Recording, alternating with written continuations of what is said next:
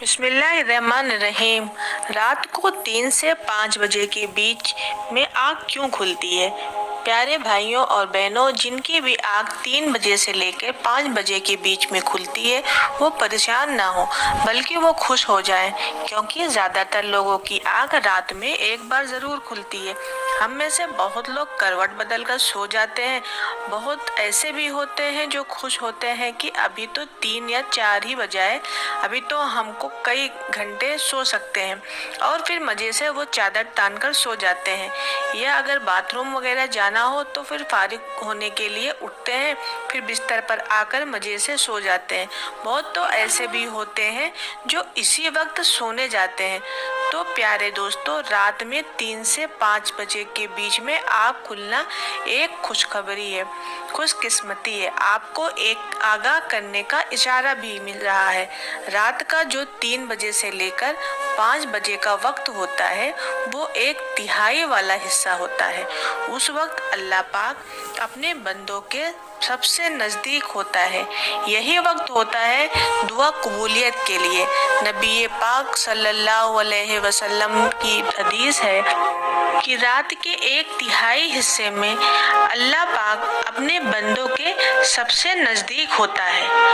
उस वक्त अल्लाह खुद इरशाद फरमाता है कोई मांगने वाला। उस वक्त इंसान के दिमाग में शैतान बैठा होता है जो हमें दोबारा सो जाने के लिए कहता है।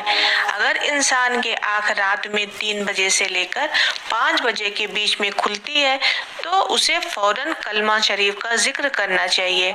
उसके बाद तहज्जुद की नमाज अदा करनी चाहिए। अगर आपको तहज्जुद की नमाज पढ़ना नहीं आता तो आप तहज्जुद की नमाज पढ़ना सीखिए। तहज्जुद नमाज की फजीलत तो सभी को पता है। रसूल अल्लाह सल्लल्लाहु अलैहि वसल्लम ने फरमाया, अल्लाह ताला के 2 कतरों और 2 निशानियों से ज्यादा कोई चीज महबूब नहीं है। आंसू का एक कतरा जो अल्लाह की खौफ की वजह से निकले, और दूसरा खून का वो कतरा जो अल्लाह के रास्ते में बहे। 2 निशानियों में से एक निशानी वो है जो अल्लाह की राह में लगे, और दूसरी निशानी वो है जो अल्लाह की फराइज में से किसी फरीजा की अदायगी की हालत में लगे। रात के अंधेरे में जब सारी दुनिया सो रही होती है या थकान की वजह से उठने का दिल नहीं करता, तब हम खामोशी से वजू करें और जानमाज पर खड़े हो जाएं। जो दिल में है, जितना दिल में है, सब अल्लाह के सामने खोल कर रख दें। अपने दिल की तकलीफ, अपनी जिंदगी की कश्मकश, अपना दर्द, अपनी खुशी या उसने जितना भी दिया उसका शुक्र ही क्यों ना अदा करना हो, सब अल्लाह के सामने दिल से बोल कर तो देखो कैसे मेरा अल्लाह तुम्हें थामेगा इंशाअल्लाह। हदीस से मालूम होता है कि अल्लाह के नजदीक नदामत का आंसू शहीदों के खून के मानिंद अहमियत रखता है। नदामत के आंसू के वो कतरे जो सजदा में गुनाहगारों की आंखों से गिरते इतने कीमती है कि अल्लाह ताला की रहमत उनको शहीदों के खून के बराबर वजन करती है। एक दूसरी रिवायत में आप सल्लल्लाहु अलैहि वसल्लम ने फरमाया, 7 तरह के आदमी होंगे जिनको अल्लाह कयामत के दिन अपने साया में जगह देगा, जिस दिन उसके साया के सिवा कोई और साया नहीं होगा।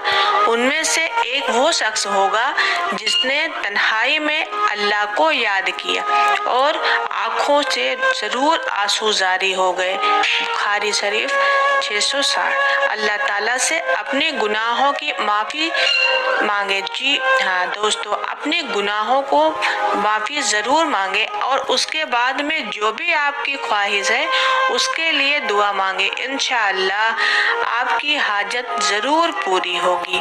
लेकिन दोस्तों, मैं आपको एक राय जरूर दूंगी कि इस वक्त आप अपनी गुनाहों की माफी जरूर मांगे। अगर आप गुनाहों से बाज आ जाएंगे तो आपकी दुनिया भी खूबसूरत हो जाएगी और आपकी आखिरत भी खूबसूरत हो जाएगी। दोस्तों, आखिरत का इंतजाम भी करके चलो। रात में जब आँख खुले तो तहज्जुद अदा करें या कोई भी वजीफा अदा कर लिया करें। दोस्तों, اللہ سے دعا کریں کہ اللہ پاک ہم سبوں کو کہنے سننے سے زیادہ عمل کرنے کی توفیق عطا فرما۔